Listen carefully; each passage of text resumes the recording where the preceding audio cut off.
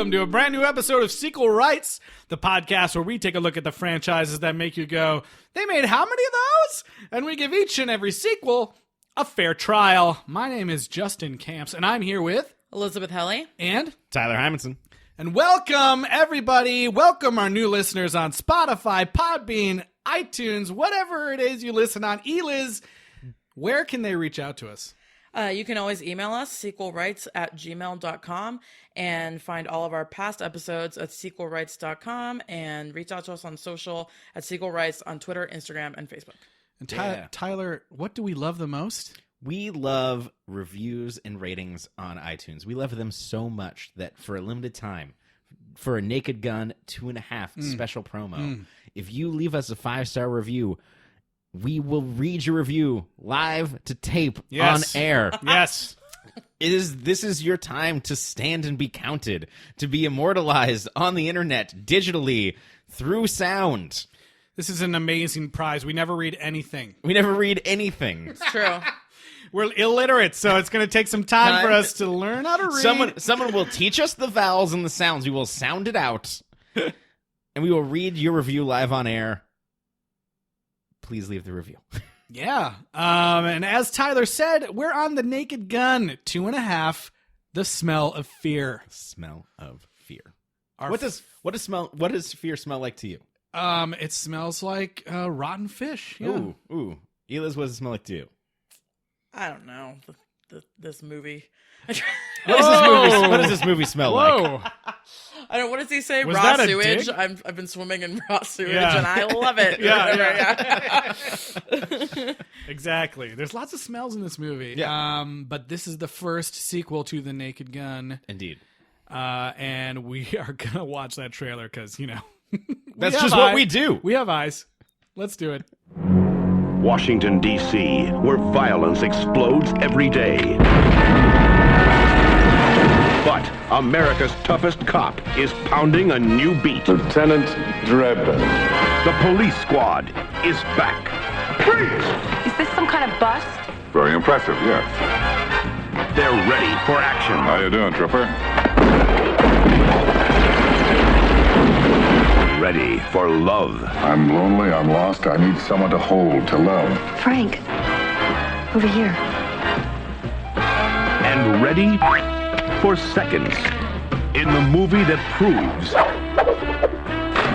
you can lead a cop to water, but you can't make him think. The water's over there, Frank. Starring Leslie Nielsen. I don't recall seeing your name on the guest list. Nothing to be embarrassed about. I sometimes go by my maiden name. If it's not dangerous, he's not interested. I love that we always say we're watching the trailer. You guys, we're never watching it. We've never even seen these trailers. I was busy laughing at Justin shaming me for doing smell work on a podcast, which is apparently, in retrospect, a really dumb thing to do. What does this podcast What does it smell like? What smells in your car? Are you at the gym? Are you in your car? You're nowhere that smells good. Are you on a train? Oh, The Naked Gun 2.5. The smell of fear. 1991. Directed once again by David Zucker. It's been 3 years. 3 years and they're back. Who's back though? Who's back? Anyone? Leslie. OJ. Did you guys watch Back. the movie? OJ back. Les Nielsen. Back. Leslie Nielsen back. Priscilla Presley. Priscilla Presley. Back. George Kennedy. Back. So that's almost everybody. Yes. Yeah. That's pretty much everybody. Queen Elizabeth back? Handsome, suave villain. Back. Somehow we've gone from, dealing with the queen of another country. We've almost regressed to dealing just with our own president and first lady, which is Bush Sr. So it's even less exciting. The movie has kind of a little bit of a similar opening where it's like a group of important people gathered around a table talking about something, and then Leslie Nielsen as Frank Drebin comes in and just fucks shit up. While everyone doesn't notice or notices but doesn't do anything because it's a parody thing. So. If you thought that what he did to the Queen of England was bad, just wait until you see what he does to First Lady Barbara Bush. Beats the shit out of Barbara Bush's opening. His first appearance is There's this lovely George Bush and Barbara Bush walking down this hallway, and everyone's like, "Oh, hello, hello," and then all of a sudden this door swings open out of nowhere and smacks her in the face, and it's Leslie Nielsen. There was a really funny sight gag he's just like, where he pulls out a chair and Barbara Bush falls and rips off like the entire table setting. I did like and then everyone sits down, and then there's all these lackeys that just come in and like reset the table immediately like nothing ever happened. That was great. This did kind of make me think, like, I feel like movies today don't have like impersonators of people as much. Yeah. You know, like, so the Bushes are played by these impersonators that look decently like them, and they do an okay job. They even have a John Sununu impersonator. So yeah, I think movies should go back to doing that. Yeah, now that the presidents in movies lately are just like John K. White guy. Yeah. Yeah. Or like the like guy that guy from 24 or Yeah, whatever. yeah, Yeah. Morgan Freeman. We this much like the last franchise that we went through, the sequel is also an energy-based movie. That's right. That's right. Oh yeah. There's some sort of energy crisis, just like in For the Love of Oh my God. And Cars 2. Why? We didn't do Cars 2. I know we didn't do Cars 2, but it reminded me of it. I've Like, never seen Cars 2. That's Good for you. I saw Cars 1 and Cars 3, and I think really? I think that I'm winning. I've seen 1 and 2, but not so 3. smart. 3's great. You haven't seen 3? No, I didn't see. All right, this is a different franchise. Yeah. We're talking about the Naked Gun. That could be our first Pixar. I would franchise. love to see Leslie Nielsen team up with Benjean for a canine cop type situation. Well, Jim Belushi and that German Shepherd have nothing. This would be our full-on zombie movie. Yeah, they're That's both right. dead. And that's why I'd love to see it. I'd watch that. I'd watch it. I would too, actually. Yeah. The Naked Hey, Gun Z. that's what you get to look forward to. That's what you get to look forward to in heaven. Where Benjean definitely is, because All dogs go to there. heaven. Yeah. I was like, say it together now. All dogs go to heaven. Are you calling our joke setups predictable? I think you've said that like 3 other times. Yeah, probably. Maybe, but whatever. Facts never get old, Exactly. Justin. Facts never get old. It's a truth. So yeah, this movie is the whole premise of this is like this energy scientist is gonna give this historic speech at the press event for the president, Right. about and what he's gonna say is that we need to focus more on renewable energy like solar panels And Bush Sr. has announced that he's going to do whatever this guy says. So he's Yeah. building it up, and he's like, when this guy makes his speech, that's what I'm going to do. Yep. And so there's all these evil oil barons and gas cronies that are like And nuke fellas. I did like Nuclear. their organization names. I didn't Yes, write any of them they were, down. they were all all- acronyms. Yeah, I was like from the coal Federation, smoke. Yeah. And from the nuclear federation, kaboom. yeah, it was pretty great. And so they're all like conspiring against the whole thing to, There's something nice about Take this, it down. by the way, of that it's special interests and also a Republican president. Like, I'm going to do whatever renewable energy. Like, it makes sense. Like, that's what I'm going to do. And it's these evil corporate people, and it's not subtle or veiled in any way. It's just like, yeah, like the evil energy fuckers. Can you imagine a president that just did what sounded the best What the for sci- the yeah, what the country scientists instead said. of what their party told them to do? that seems impossible. And this was only 1991. Climates have changed. Even in this parody movie, it was like, yeah. yeah, it's sad. God. They're Now like, I'm we have sad. solar powered cars Yeah. and stuff. All right, well, that's the end of our episode. We're all going to go cry now about the state of politics in America. At least we have the Naked Gun to make ourselves laugh. What did you guys Indeed. think of this movie? Let's start comparing it a little bit to the first one. I remember this one much more. This is Oh, one that I really? remember more than the first one. Interesting. And I had not revisited it in a while, and I think I watched it a lot on television. So I have the weird mix of either I did not get that joke or that joke was not in the version, because George Kennedy definitely didn't pick up a jackhammer with a dildo on the end of it and have it gyrate at the screen. TV. Yeah, so I feel like that there's some, like, I don't know what was misremembered, what I didn't understand, or what was edited for television. Did you understand in that same scene when the person's like, "Oh, Mr. Drebin, we have your D25 no, not at all. suck machine." And a joke that's directly lifted for Austin Powers, 6 years later. Oh, man. Speaking of directly lifting, this is, again, we talked about it in the last episode, too, a little bit. There's a few gags, again, even though this is 3 years later, that are, like, straight lifted from the TV show. Yeah, from the TV show. For example, the one in the beginning when Frank is first going to the crime scene, and Ed is like... This is an amazing gag that you can replay every time. Ed is like... Yeah, the victim, she's right over there. She's pretty beat up, though, so watch out. And he walks over, and there's like this... It's like a slobbering hunchback. Like a hunchback person, and he's like, Frank, she's not that bad. She's over there.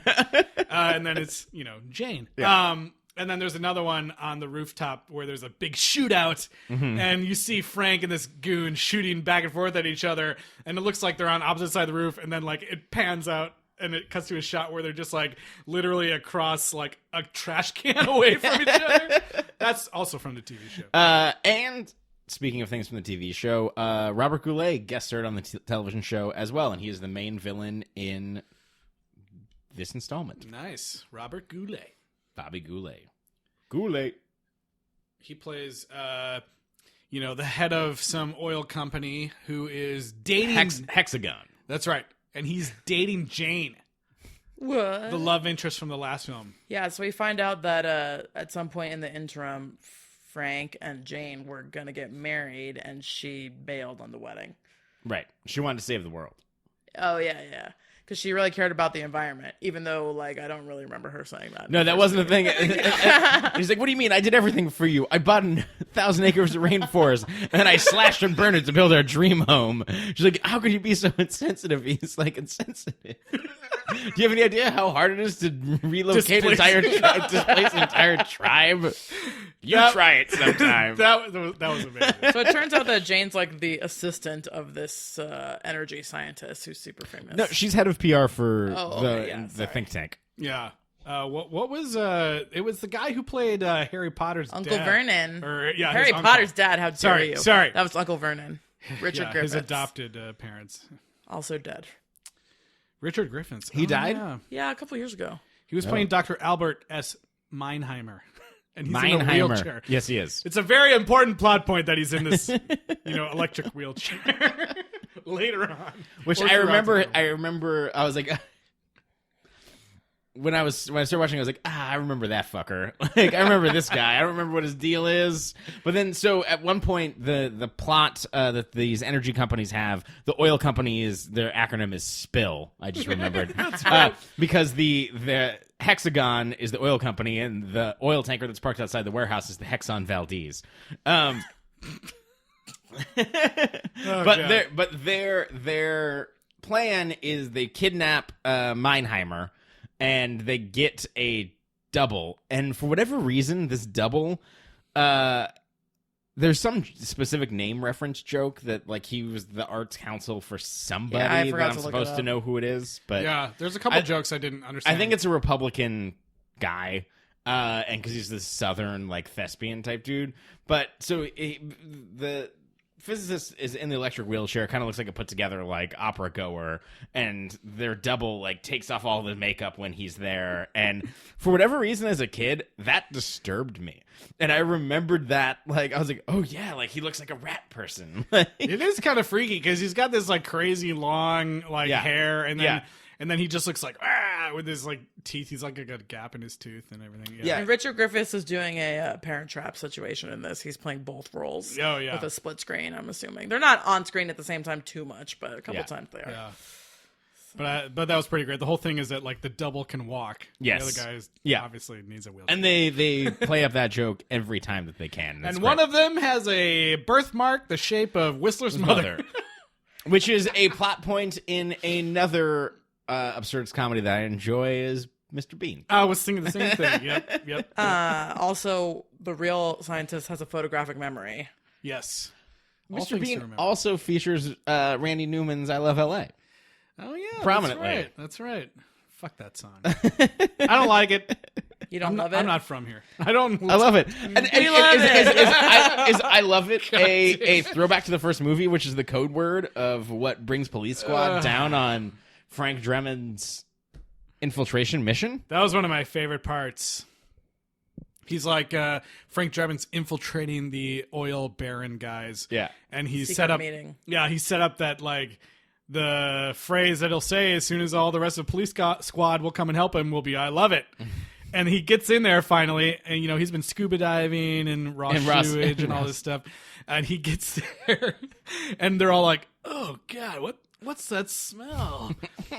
Smells like someone's been swimming in raw sewage or whatever." And then he's like, "I have been swimming in raw sewage, and I love it." And then like nobody comes because Nordberg has like parked the van against a pole.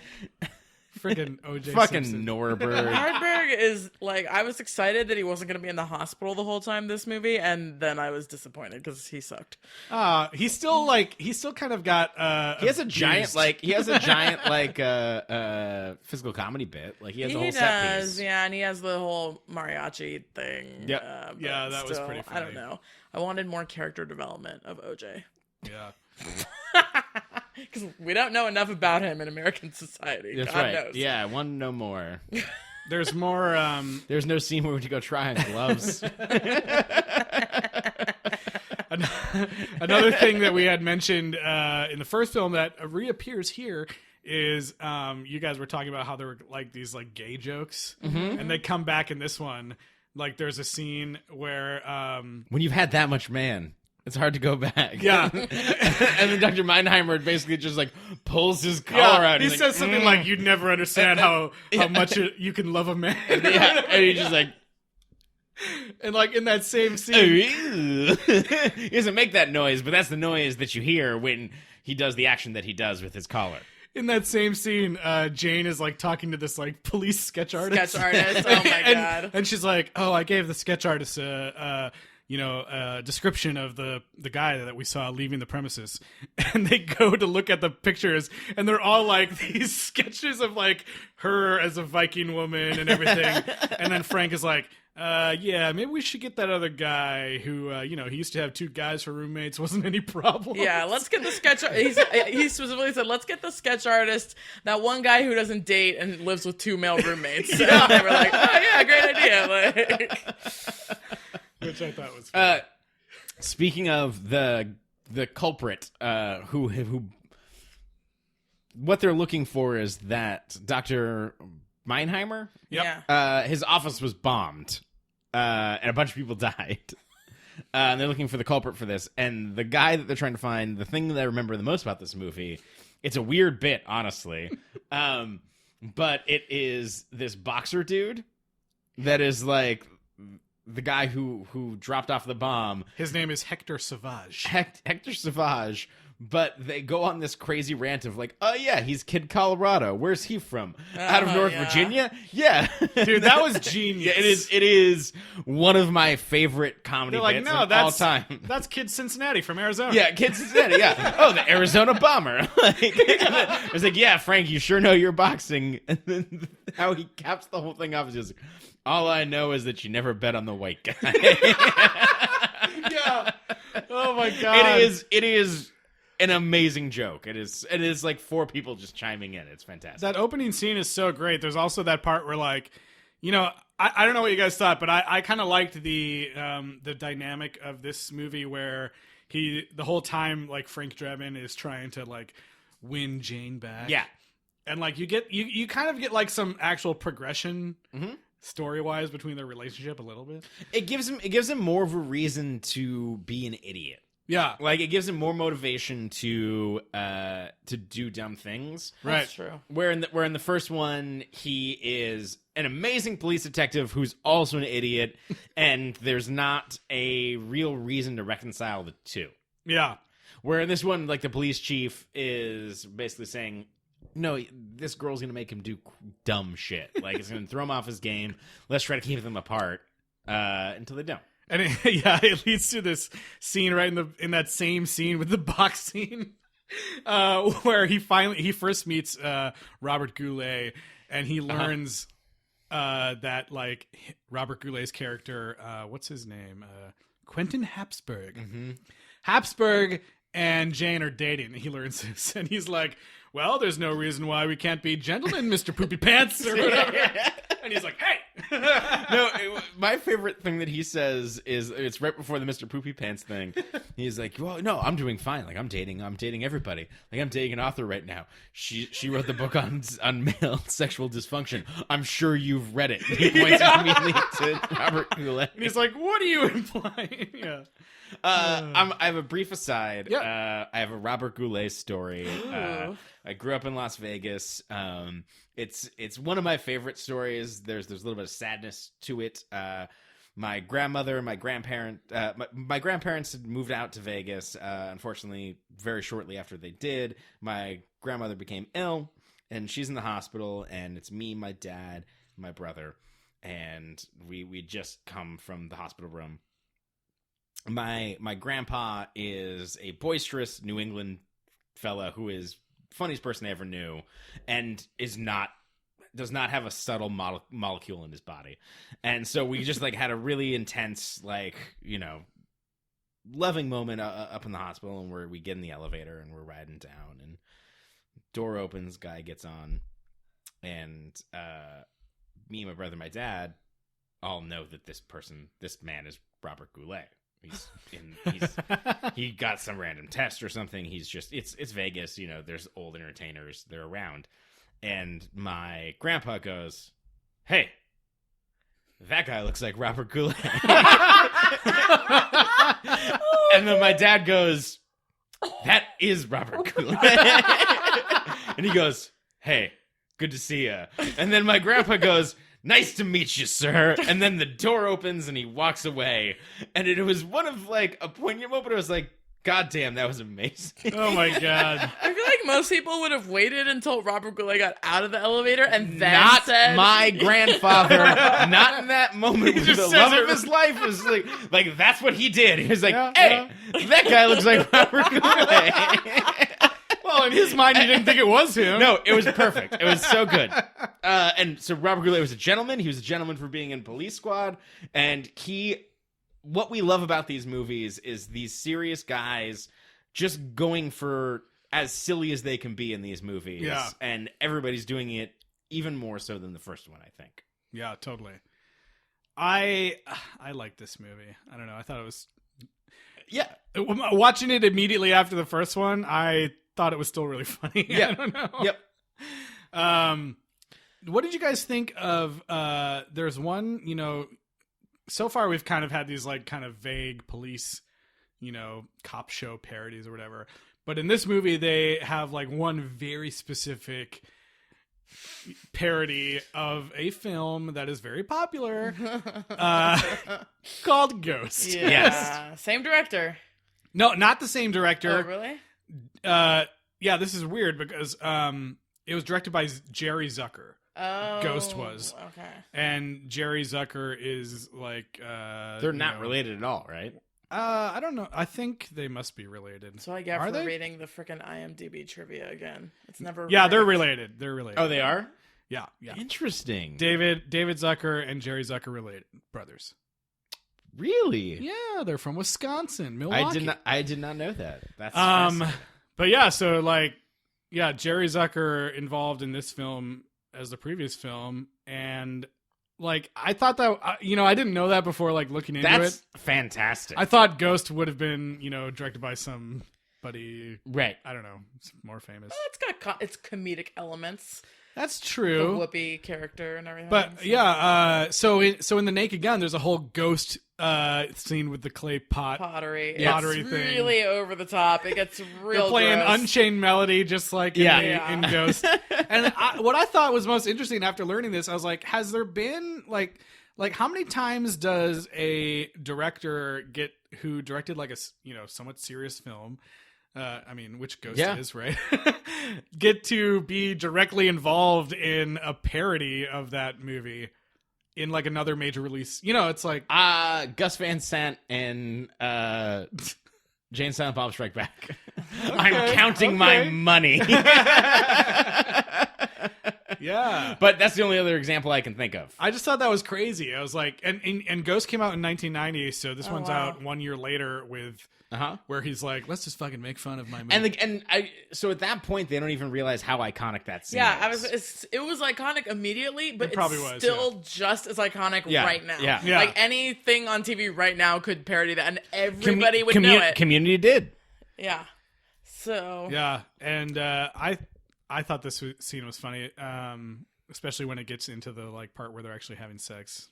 There's no Titan condoms. But it reminds like the sex montage is one of the maybe I learned my sexuality from the Naked Gun movies, and that says a lot. TMI stuff. Yeah, but like there's I can only date people with 4 hands. No, but there's a metaphor cut of this where it's like they're having sex and like her hands are going up like the headboard or whatever, and then it's like flowers opening and then like a train, and it's like. I remember that sequence of like thinking like just bashing people over the head with a metaphor and thinking that's the funniest thing in the world. I love the shot at the end of the guy making the slam dunk. He's just like, yes. Boom. It's so silly. Yeah, it is. It is one of those like you get the metaphor and then it just keeps cutting. Yeah. Speaking of this romance, I want to talk about the scene that takes place in the jazz club.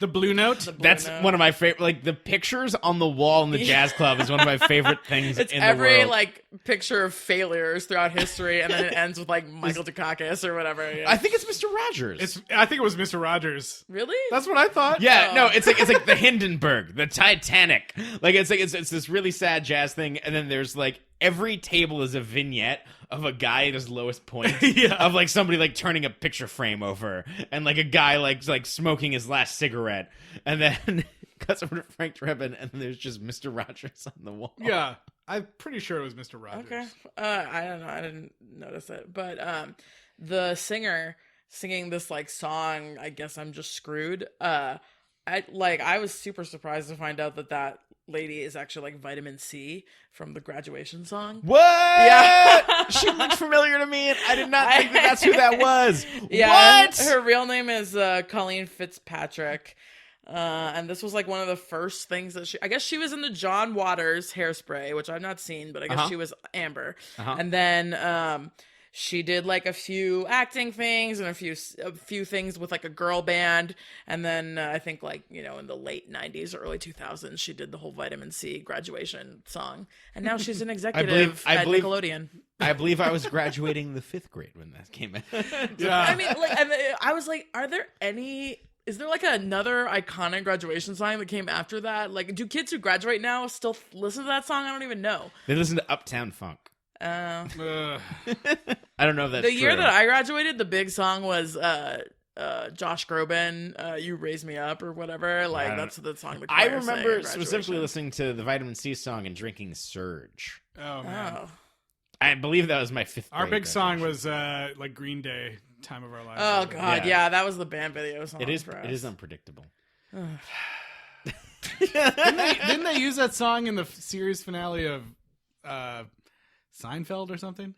Probably. I think they did. Oh, really? You would know. Or maybe no. There was some big TV show around that time that had the season finale or series finale that used that song. So yeah, I thought that was like such a weird connection. I guess because I didn't think it was like the correct era for that to be possible, but it makes sense. Like if she was like in her early 20s and then like in her later 20s when she did the graduation song. But this scene that we're talking about in the Blue Note has like I think what's probably my favorite joke in the entire movie, and it's an opportunity for the movie to be like meta in a little bit, where Leslie Nielsen's like at the table and the waiter comes up and he's like, "What do you want?" and he's just like, "Give me the strongest thing you have." And like they come out with this dude who's like a strong man. He's like shirtless. It's all oily. He's like Sando. He's like ripped and totally like oiled up, like Eliz said.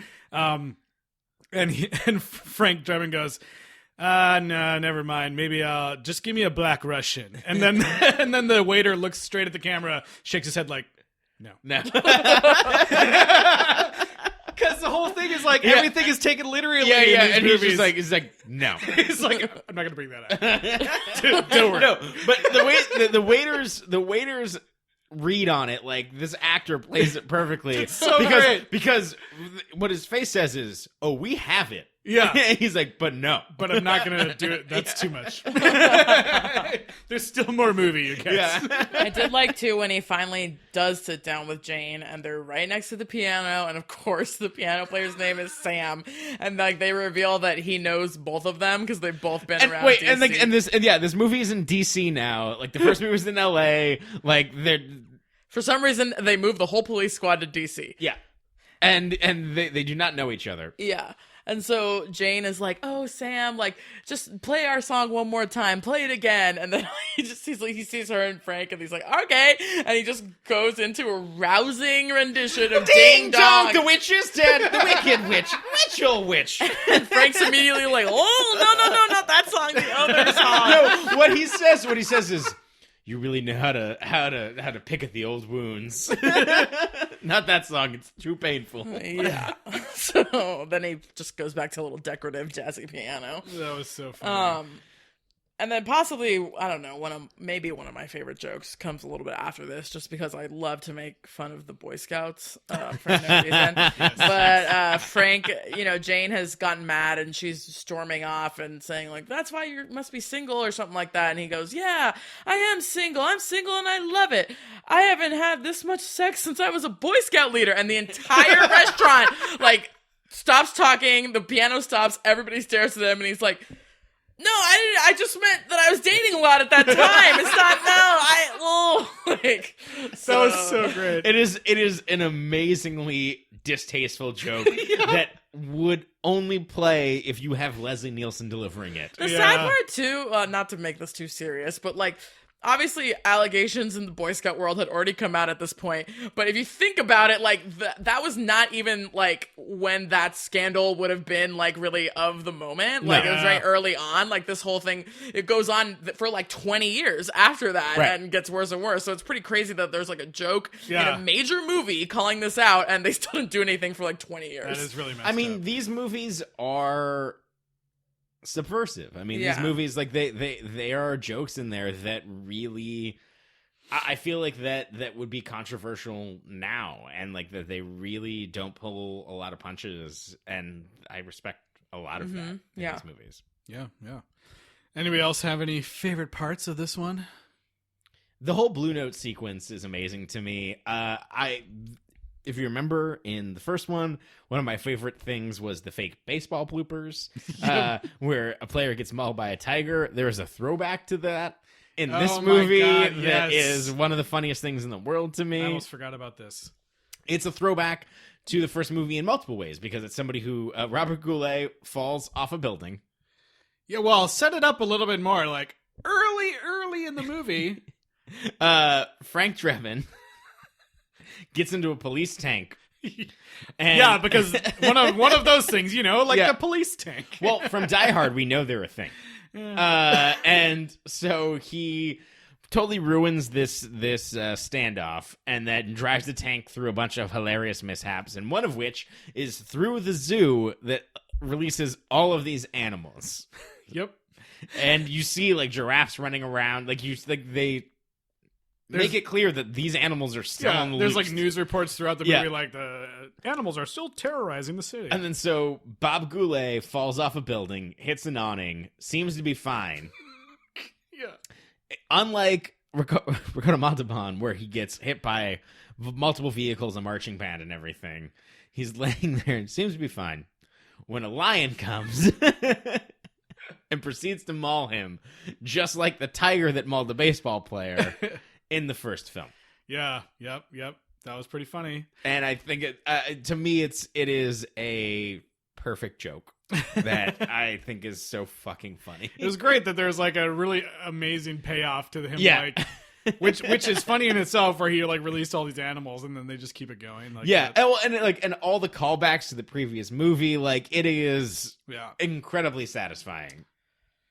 I have a miniature child star check-in. It's not as good as usual, but I mean, these movies need more kids. Is It's it really the the kids moral in of the the story. commercial? It is the kids in the commercial. So at some point there is a fake like propaganda commercial of this family talking about how they love nuclear energy and like Where their dog has two The tails. dog has two tails and there's there's like gigantic cooling towers behind them. Yeah, and so there's 2 kids. There's a boy and a girl in the family, and barbecue daughter, as she's credited in the credits. Her name is Jennifer Kretschmer, and she did a few more acting things, but primarily has gone on to become one of the main producers on At Midnight and Let's Make a Deal with Steve Harvey. Dang, that's cool. She's also worked on a lot of the Oscar broadcasts. Wow. There you go. And then Barbecue Boy, his name is Ryan Harrison, and he did a couple, like, you know, he directed his own short film and things like that. But now he is one of the primary cast members on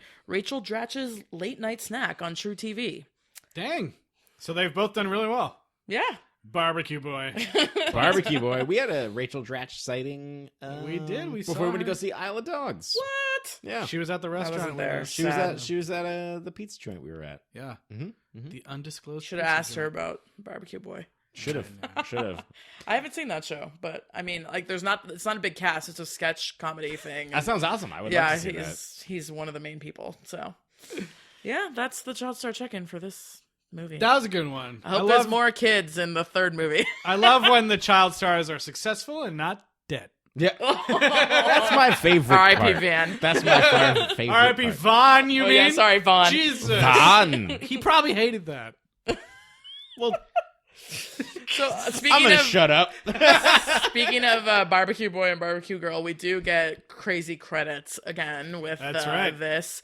Barbecue Boy and Barbecue Girl are credited under people who didn't have a speaking role, but we still like them anyway. And then, yeah, there's people who acted in the movie again. There's a lot of people who are credited by their quotes. There was one part that was like set dresser, costume dresser, cross dressers, like it just random stuff like that. There's like film loader, loaded filmer, like, you know, Yeah. things like that. Or There was one that was That's like grip, amazing. and then it was like, what's a grip? And then it was the like definition of a grip, yeah. There was one that was like stock answer, I'll have it ready for you in the morning. Yeah. Yeah, There was one that was like General Schwarzkopf, welcome home. I don't know what that's like a 90s thing, right? Go for it. Okay. Yeah. It's pretty funny. And then Schwarzkopf, well, yeah. somebody did get credited for coming up with the Kaboom acronym. That's awesome. So we could all hope in our lives to someday contribute to a film with Crazy something credits. that awesome. And there was like a weird George Bush like voiceover thing at the end. I do credit this movie for not, like, I feel like today if you made the same parody thing, it would be like Ronald Trump is president. Like it's Yeah.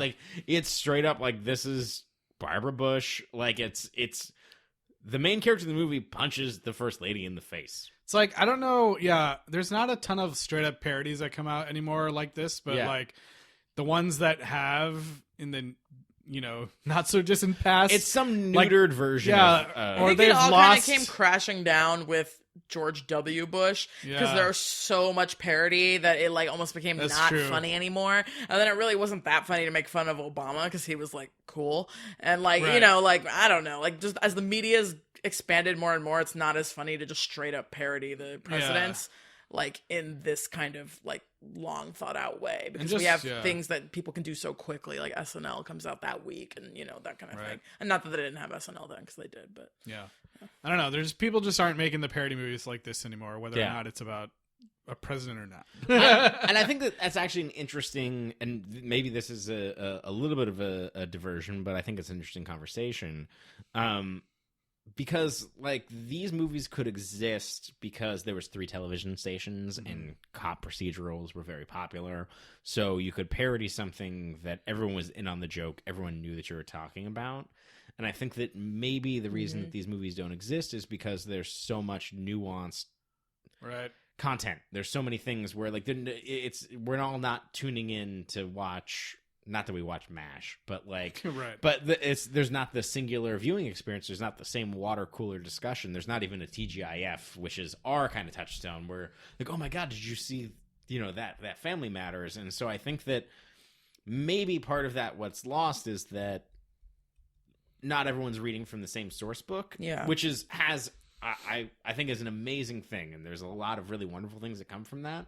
But I think that you get away from being able to make these parody movies that can really push the envelope because everyone's starting on the same page, and so that you can really be subversive in a way that I don't think that you can anymore because not everybody is working with the same source material, where in 1991 you could still trust that everyone's pretty much watching and coming from the same place. Yeah, I mean, like, right now I would say, there's room to probably make like some sort of amazing parody comedy of like a superhero film, but Deadpool is already kind of doing that. Yeah. Yep. Or at least taking the comedy angle, honestly. Yeah, and there's just like so much out there that you can do parodies, but they just end up being more niche. Like it's only funny to the people that saw that property. Right. Like even like watching an honest trailer, for example, is not funny unless you saw that movie or at least know about it, kind of. Or like, I watch a lot of things that are like funny to me because they're like Disney parodies, but other people are like, that's not funny because they don't have that specialized knowledge of whatever the subject is. Right. Has Seth MacFarlane tried to, like, I didn't actually watch that 1,000 Ways to Die in the West. A Million Ways to Die. No, yeah. It wasn't very good. But I liked it because I'm like obsessed with Seth MacFarlane. I know, I think he's awesome, but like, is that like the closest thing that we have? Probably, yeah. I think it might be most recently. And there was that like I can't remember the name of it. It was called like some movie with Danny McBride that was like spoofing fantasy films called like Your Highness. Your Highness, yeah. David Gordon Green, the most versatile director in Hollywood. But that one also was unfortunately not. There's just so many. Like obviously these guys from Naked Gun go on to start the Scary Movie series, and then from there we well they came in at they came in at 3. 4 or 5, 3 or 4. Yeah, they did not start it. Yeah, sorry. It was well, like they go to work on it. Yeah.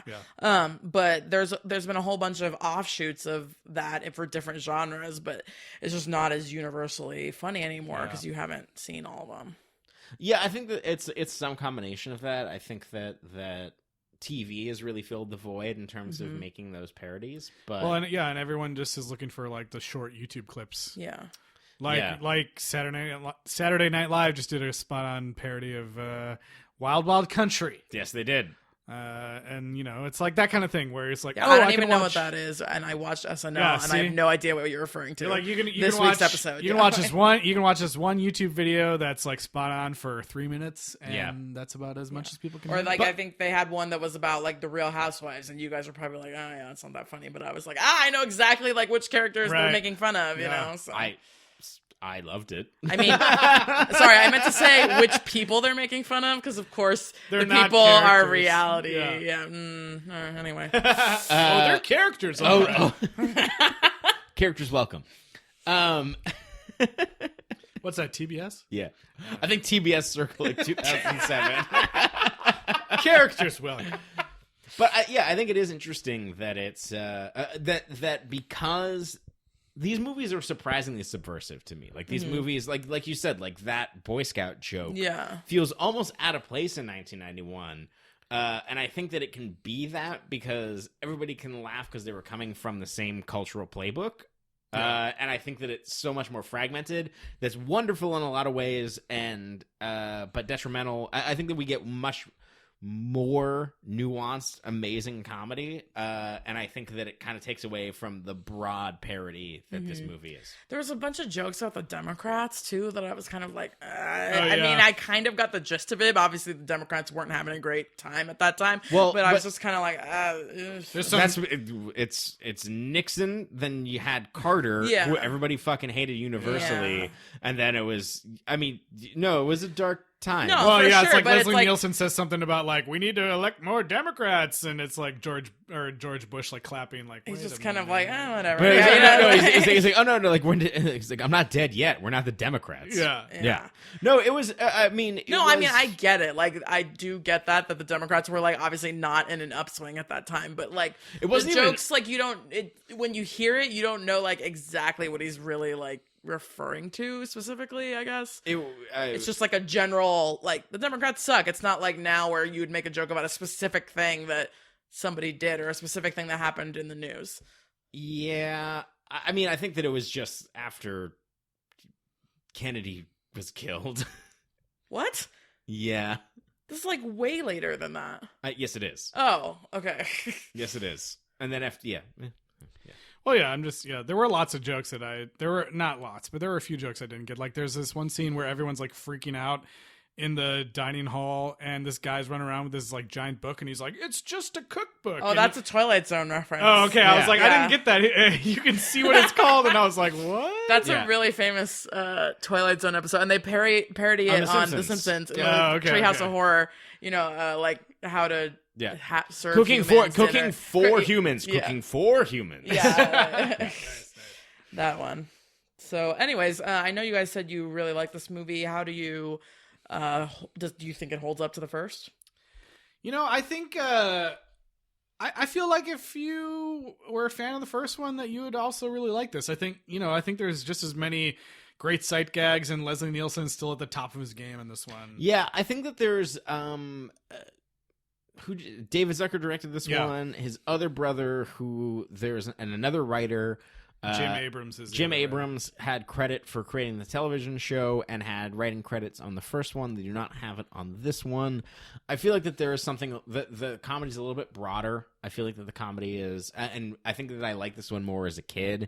But I feel like that there is something lost with that loss of personnel. I don't think that it is as sharp or as nuanced. I think that it's going for easier laughs. That being said, I still very much enjoyed it. And I think that what Justin's saying is that if you liked the first one, that it's more the same, but I feel like that it is a little bit watered down.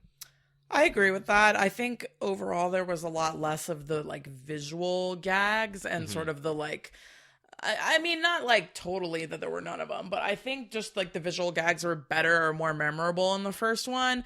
I think like our discussion right now, a lot of the things that we've been talking about are like the lines and the writing and the line delivery. There's not as many of those like visual things that are, or like plays on words. There's just not as many of those in this one, so I kind of missed that.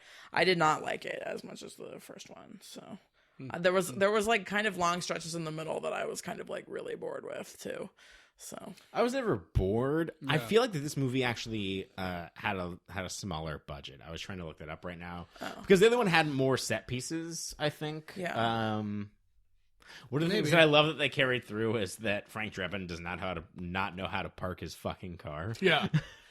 Like, there's still lots of great sight gags. You know what? One of the things that they brought from the show as well is the scientist. Yes. It's one of my actually favorite jokes in this movie, where they're like, "Oh yeah, like we didn't find any fingerprints, but we found this imprint of his shoe." And then, but even more interesting than that, we found this dinosaur footprint. Yeah. And then, even more interesting than that.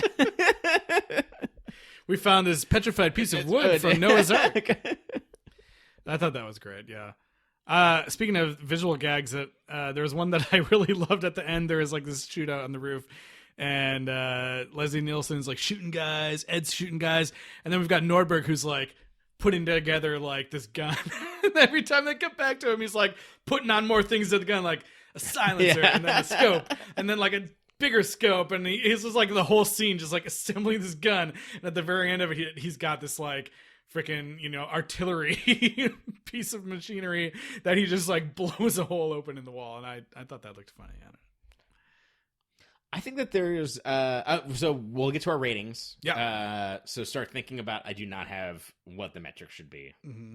But I think that there's something really interesting about looking at parody and comedy kind of back through the ages and how much it's evolved now, and kind of how politics have evolved. Because this movie is political. I mean, it is unapologetically political, and I think that it's interesting how straightforward it can be, and things where it's hamstrung in ways where it can be more free in its criticism.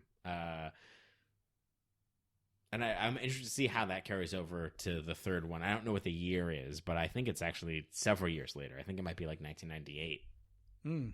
We'll find out. It is kind of, we were kind of already talked about the sad state of our current affairs, but it's interesting how like back then everyone could make fun of this whole thing about like doing the right or wrong thing for climate change, because I think kind of everyone sort of believed that the right thing would sort itself out and sort of like, that we would kind of figure it out. Yeah. And now it's like not funny to make fun of that because we definitely did not figure it out. So we're still having these same arguments. Yeah. Which is ridiculous. But anyway. A lifetime later. Yeah. Hooray. Well, despite our slightly dimmed enjoyment of this movie, it actually did better than the first one. Okay. Really? Yeah, the first one made $78 million at the box office total lifetime gross. This one did $86 million, $930,000. Get those bush bucks in there. I mean, there's inflation involved there, of course, but sure.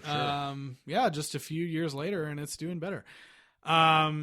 So, speaking of what we thought of it, how many Black Russians would you give this film, Tyler?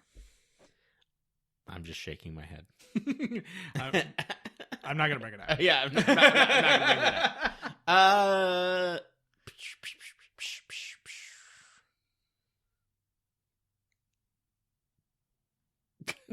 Come on, what?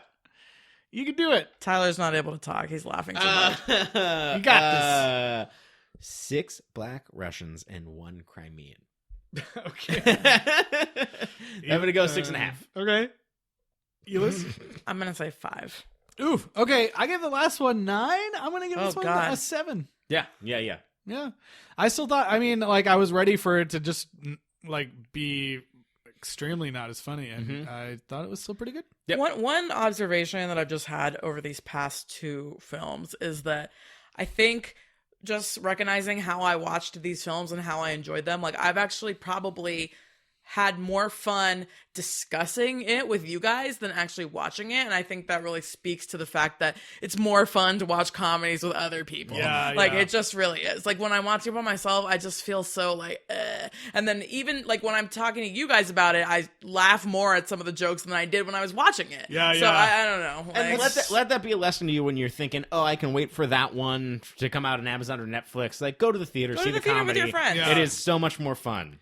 You bring that up, and I think the last episode there were a couple times that I laughed out loud watching it by myself. This time there was only this one time. Yeah, I didn't really this time. And I just have to say, it was this scene where Frank and Jane are at this banquet, and they're dancing. Oh, they're dancing this absurdly choreographed dance together, and they're talking they're having a serious conversation why'd you leave me? And he's they're doing all these crazy snaps and stuff. It's really not any recognizable style of dance. Yeah, it's just random dance moves put together. And then he says something oh, well, this will definitely make him jealous seeing me dance with you or whatever. Yeah. And then they it cuts to a wide shot of them dancing. And it's just the craziest twirling all professional around. dancers. Yeah, I love he's putting her between his legs. That and David Zucker was just Leslie Nielsen's perfect because I just need to put whoever the fuck stunt actor or dancer in a white wig and he can do anything. Yeah. It's amazing. No, it's the best. I was just gonna be fuck. Leslie Nielsen is amazing, man. Yeah. I can't imagine anyone else doing this, and just something about him where he has this serious persona, but can say these lines so dryly.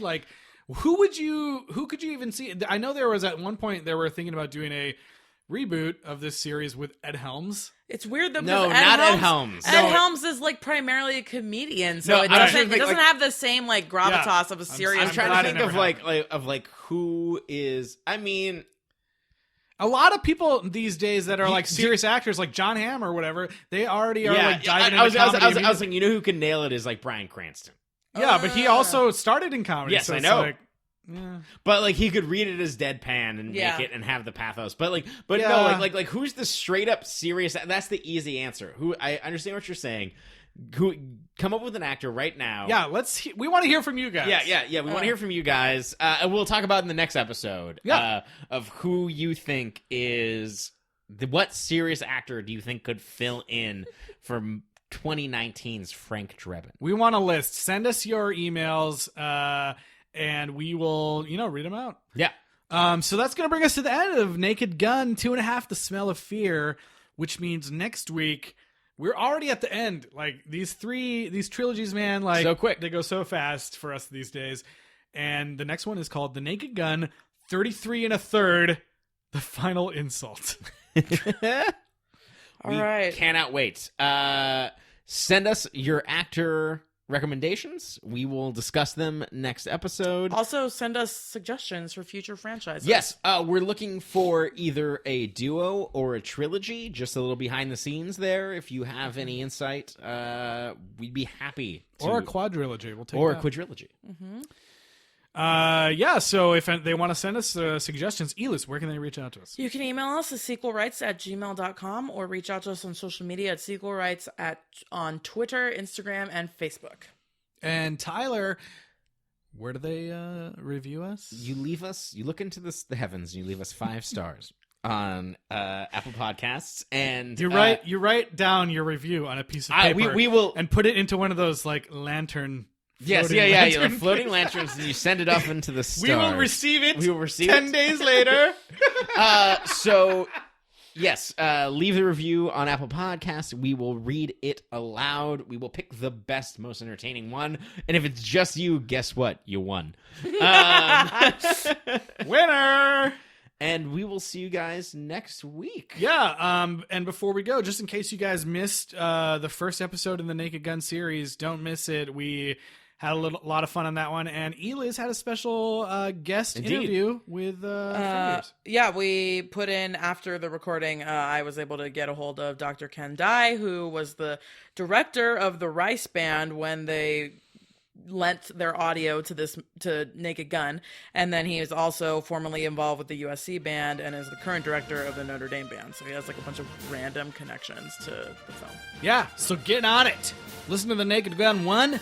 Listen to the Naked Gun 2, and come back next week for the Naked Gun 3. And a 3rd. We'll see you then.